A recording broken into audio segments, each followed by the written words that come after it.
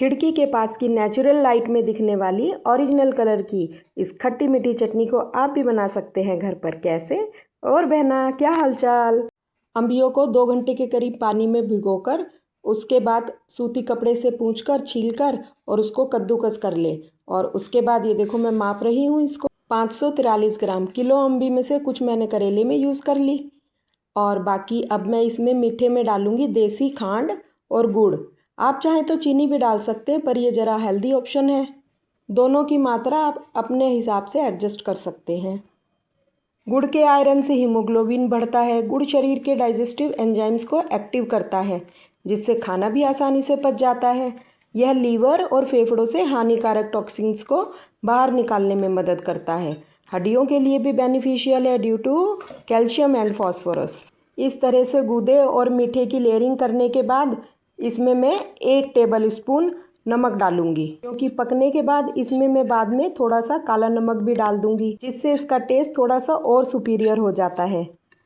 देसी खांड की तासीर ठंडी होती है। कच्चे आम के साथ इसका कॉम्बिनेशन शरीर की गर्मी को शांत करता है। और इसको बनाने का प्रोसेस केमिकल फ्री होता है चीनी के बनिस्बत। ध्यान देना, भले ही दोनों अच्छे हैं, पर डायबिटिक मरीज़ ज़रा एहतियात रखें, थोड़ा पोर्शन कंट्रोल रखें। रात भर में ना ये नमक के कारण अम्बी अपना पानी पूरा रिलीज़ कर देगी। इसके लिए मैंने इस पर एक कपड़ा ढक दिया। ये बहुत मेन प्रोसेस है इसका। अच्छा, अब अगली सुबह पहले मैं थोड़ा सा ना इसका मसाला तैयार कर लेती हूँ। ये इसमें मैंने थोड़े से बड़ी इलायची के बीज डाले। इसका टेस्ट बहुत अच्छा आता है, क्रंच आता है इसमें। 4 लौंग डाल दी मैंने इसमें, 8-10 काली मिर्च डाल दी, 1 चम्मच भर के मोटी सौंफ। इसको हम अच्छी तरह से ना दरदरा सा कूट लेंगे। बहुत अच्छा फ्लेवर आएगा इन मसालों का। चाहे तो हरी इलायची के दाने भी आप यूज़ कर सकते हैं। अच्छा, 2 टेबल स्पून खरबूजे के बीज को मैं ड्राई रोस्ट कर लूँगी। देखो कैसे उछल रहे हैं, ये बहुत ज़रूरी है इसमें। अब हम देखते हैं कि क्या हाल चाल है हमारी अम्बी का। 17-18 घंटे तो हो चुके हैं इसको। ये देखो खांड और गुड़ पूरी तरह से गल चुका है, पानी पूरी तरह से रिलीज़ कर दिया है और अब ये ना काफ़ी लाइट हो चुकी है। इसका ये इतना सुंदर जो कलर आया है ना, ये गुड़ की वजह से आया है। अगर हम इसमें चीनी डालते तो हमें थोड़ी सी हल्दी डालनी होती, तब उससे वो केसरिया सा रंग बन जाता है। वो आपकी चॉइस है। अच्छा, यहाँ पर एक प्रोसीजर और है। जैसे हमारे यहाँ पर ना 40 के करीब टेम्परेचर है, तो इस तरह से कपड़ा बांधकर आप 10-15 दिन बाहर धूप में रख दीजिए और उसमें ये अच्छी तरह से पक जाएगी। और बस उसके बाद ये हम जो भी मसाले डालना चाहते हैं वो डाल दें और 1 दिन और धूप में रख दें। पर हम आज इस मेथड से बना रहे हैं। मैं आपको इतने इजी वे से और इतने क्लियरली हर चीज़ दिखा रही हूँ कि उससे आप बिल्कुल घर पर भी मेरी तरह ही इतनी ही बढ़िया स्वादिष्ट चटनी बना सकते हैं। ये बिल्कुल एक अलग तरीके की चटनी है। कई बार हम ऐसी बनाते हैं कि अम्बी और मीठे को इकट्ठा डाल दिया, उसमें हमें काफ़ी टाइम लगता है।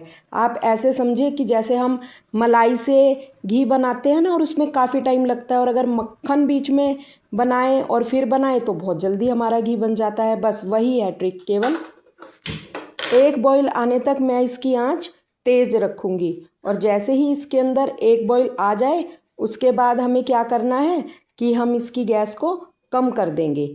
तो फिर ये आराम आराम से चाशनी गाढ़ी होती रहेगी, अम्बी थोड़ी सी सॉफ्ट और हो जाएगी और बढ़िया तरह से ये पकती रहेगी। ये देखिए ऊपर से व्यू लिया है मैंने, कितना सुंदर लग रहा है ना। बस इसी तरह से इसे आराम आराम से आप पकने दें। अच्छा, एक छोटा सा मैंने दालचीनी का टुकड़ा डाल दिया, ये भी अपनी खुशबू बिखेरेगा इसके अंदर। 20 मिनट हो चुके हैं, ये अब ऑलमोस्ट डन है। मैं एक बार इसकी चाशनी को चेक कर लेती हूँ। यहाँ पर हमें ना आधा तार चाहिए। आधा तार चेक करने के लिए हमें ऐसे उंगलियों के बीच में चाशनी को जल्दी जल्दी से देखना है, उंगलियों को ऐसे कर कर के। ये देखो मैं इधर इसको कढ़ाई को खिड़की के पास ले आई हूँ। मैं आपको यहाँ पर दिखाती हूँ बढ़िया तरह से। ये इस तरह से दोनों उंगलियों के बीच में आप ध्यान से देखना, कभी कभी तार बनेगा, कभी कभी नहीं बनेगा। बस इसी को बोलते हैं कि एक तार बनने वाला है, पर पूरी तरह नहीं बना। अगर पूरी तरह बन जाएगा ना तो फिर ये जम जाएगी, क्योंकि पाक वगैरह में हम एक तार की चाशनी बनाते हैं ना और वो जम जाती है। पर हमें तो ये ऐसी चाहिए कि सलभली सी चाहिए।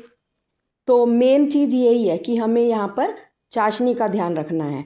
और अब ये बिल्कुल बढ़िया तरह से बनी हुई है इसमें आधा तार। और अब ये सामान डाल दूँगी मैं, ये खरबूजे के बीज भी डाल दूँगी। ये देखो कितना सुंदर लग रहा है देखने में।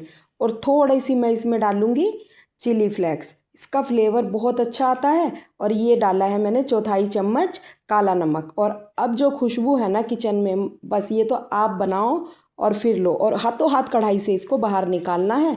ठंडा हम करेंगे कांच के बर्तन में। और ये 2 घंटे बाद कितनी सुंदर, कितनी बढ़िया चटनी का टेक्सचर आया है, एकदम सलभली सी। क्योंकि वेस्टर्न यूपी में बोलते हैं ना सलभली सलभली, बस वही टेक्सचर हमें चाहिए। और ये बोट मैंने 1 घंटे तक धूप में सुखाया है, उसमें हम इसको भर देंगे और आराम से इसको स्टोर करो। और इसी तरह से आप ये चटनी ज़रूर बनाओ और मुझे अपना फीडबैक देना। और मेरे चैनल को सब्सक्राइब ज़रूर कर लेना। और अगर आपको मेरी ये चटनी अच्छी लगी तो लाइक कर देना। आप इसको पूरी, पराठे, रोटी जिस मर्ज़ी के साथ खाओ, पर खाओ